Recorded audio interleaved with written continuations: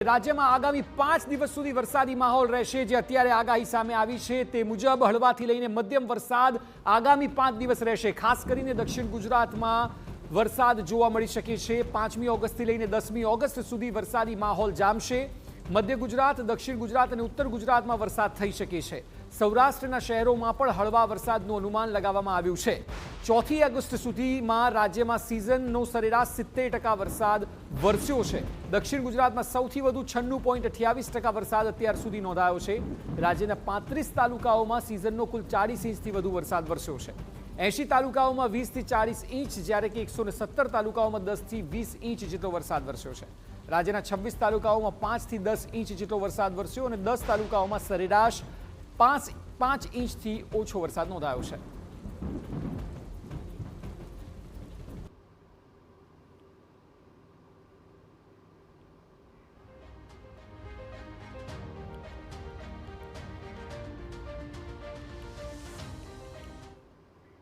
તો પાછલા 4 વર્ષનો ડેટા આપને બતાવીએ કે કયા વર્ષમાં કેટલો વરસાદ વરસ્યો છે, જેથી કરીને આ વર્ષની સરખામણી સારી રીતે થઈ શકે। સૌથી પહેલા વર્ષ 2023માં આપ જુઓ તો કુલ 37.92 ઇંચ જેટલો વરસાદ વરસ્યો અને જ્યાં 108.16% જેટલો વરસાદ 2023માં નોંધાયો હતો।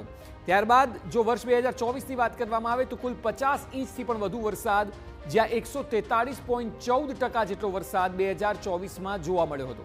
વર્ષ 2025ની ત્યારબાદ વાત કરવામાં આવે તો 2025માં કુલ 45 ઇંચથી વધુ વરસાદ વરસ્યો, જે 128.57% આસપાસ હતો અને વર્ષ 2026માં અત્યાર સુધી એટલે કે જૂન, જુલાઈ અને ઓગસ્ટ 5 સુધી સરેરાશ 70% જેટલો વરસાદ વરસ્યો છે, જે 25.36% જેટલો વરસાદ છે અને હજુ સિઝનના લગભગ ઓગસ્ટ આખો મહિનો અને સપ્ટેમ્બર મહિનો ગણીએ તો 2 મહિના જેટલો સમય બાકી છે।